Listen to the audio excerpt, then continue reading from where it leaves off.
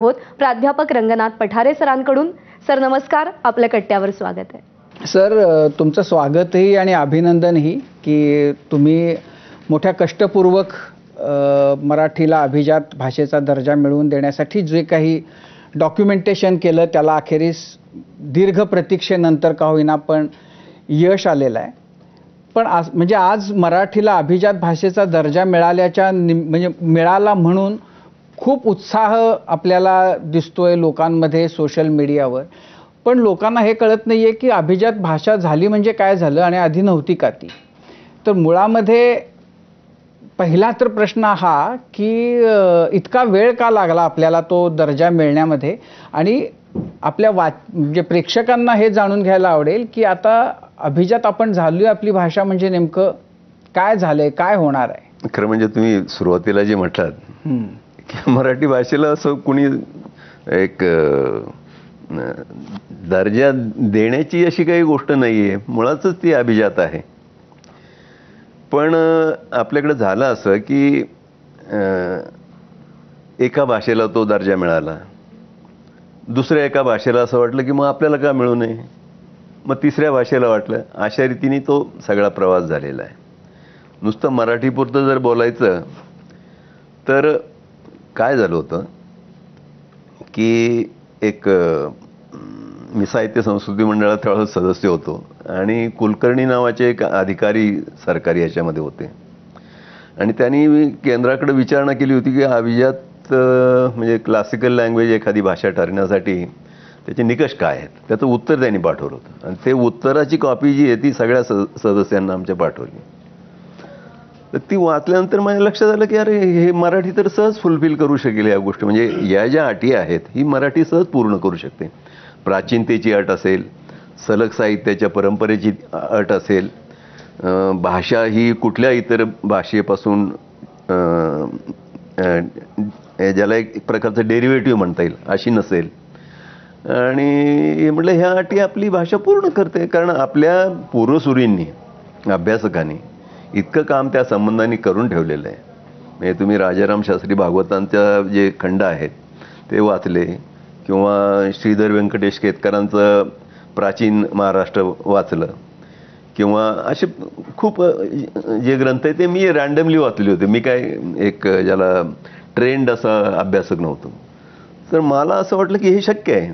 म्हणून आमचा जोडीदार हरी नरकेला मी फोन केला आणि त्याला सांगितलं अरे असं असं आहे, तू जरा लक्ष घाल, वाच, कारण तू अभ्यासक आहेस. तर त्यांनी ते वाचलं, सगळं हे केलं आणि त्यांनी लेख लिहिला लोकराज्यमध्ये. तो लिहिल्यानंतर एक सरकारी IAS ऑफिसर होते, ते म्हणले अरे हरी आपल्याला याचं हे करायचं आहे, कमिटी नेमायची आहे, मराठीसाठी आपण क्लासिकल हे मागूया. कारण मुख्यमंत्री त्यावेळेला पृथ्वीराज चव्हाण होते आणि त्यांनी केंद्रात काम केलेलं होतं, त्यामुळे ते हे त्यांना जवळून माहिती होतं सगळं डायनॅमिक्स. तर मग त्यांनी कमिटी ठरवली नेमायची. अध्यक्ष कोणाला करायचं, तर मी एका मोठ्या भाषाशास्त्रज्ञाचं, मराठीतल्या श्रेष्ठ लिंग्विस्ट जे आहेत त्यांचं नाव सुचवलं. पण ते मुळात त्या इव्हॅल्युएशन कमिटीवर होते. तुम्ही गणेश देवींचं म्हणताय तुम्ही? नाही, भालचंद्र नेमाडे. तर नेमाडे सरांचं मी नाव सुचवलं. तर ते म्हटलं की ते तो भेटला जाऊन जा सरांना आणि सर म्हटले की हे तुला सुचवलं कोणी? त्यांनी माझं नाव सांगितलं. हां ठीक आहे म्हणून. पण ते तुम्ही हे करा म्हणे, मी त्या इव्हॅल्युएशन कमिटीमध्ये आहे. मग हरीने मला सांगितलं की सर तुम्हीच अध्यक्ष व्हा. म्हणून मी काय म्हणतात त्या मारून मुटकून अध्यक्ष झालो. पण एकदा ती जबाबदारी स्वीकारली की म्हटलं आता कादंबऱ्याला येणं जरा बाजूला ठेवू, 1-2 वर्ष आणि हेच काम करूया. सुदैवाने झालं असं की ती समितीचे सहकारी होते हे आपापल्या क्षेत्रातले अतिशय विद्वान, असे माझ्यापेक्षा वयाने अनेक जण मोठे होते. सरकारी अधिकारी त्याच्यामध्ये जे होते ते अतिशय उत्साही होते. आपल्याला सामान्यतः सरकार अधिकाऱ्यांच्या विषयी गैरसमज असतो की हे काय काम न करणारे लोक वगैरे असतात, तसं नाही. त्यांनी अतिशय उत्तम सहकार्य केलं. एक ते पाठक नावाचे एक ऑफिसर होते, मला ते फार मला त्यांच्याबद्दल आदर आहे. ते एकूणातच सगळ्या लोकांनी खूप उत्तम हे केलं आणि त्यामुळं ते आधी आपल्या जुन्या अभ्यासकांनी केलेलं काम आहे ते आपल्या फक्त दाव्याला सपोर्टिंग म्हणजे त्याला हे करणार, बळकट देणारं असं करत आम्ही मांडणी केली आणि 13 साली ते केंद्राला सादर केलं. सादर केल्यानंतर ही जी समिती मी मगाशी म्हटलो इव्हॅल्युएशन कमिटी, तर त्या कमिटीने अगदी एकमुखाने शिफारस केली की यांचा दावा अतिशय योग्य आहे. तर ते त्याच्यानंतर अगदी औपचारिकता असते. तुम्हाला सांगतो की केंद्राचं संस्कृती मंत्रालय, अर्थ मंत्रालय आणि गृह मंत्रालय या तिघांनी नो ऑब्जेक्शन हे दिलं की मान्य. असं बहुत आधीच्या सगळ्या भाषांबद्दल असंच झालेलं होतं की ही फॉर्मॅलिटी आहे पॉलिटिकल डिसिजन. पण नेमकं महाराष्ट्राला तो झगडल्याशिवाय काही मिळत नाही असं आपलं कुठल्याही बाबतीत असू देत. तर ते थांबलं तिथं. यानं त्या कुणी विचारलं संसदेमध्ये की त्याला अनेक प्रकारची वेगवेगळी उत्तरं मिळत असतात.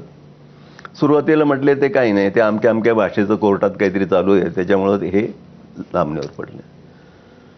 नंतर त्यांनी सांगायला दरम्यानच्या काळात मंत्री बदलत होते.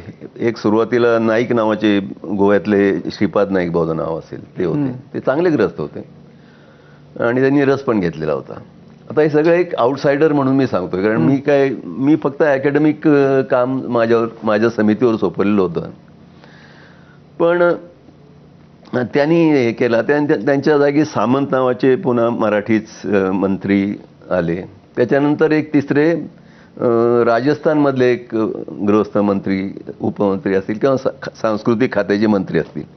या प्रत्येक वेळेला प्रत्येकाने दिलेली उत्तरं ही वेगवेगळी आहेत.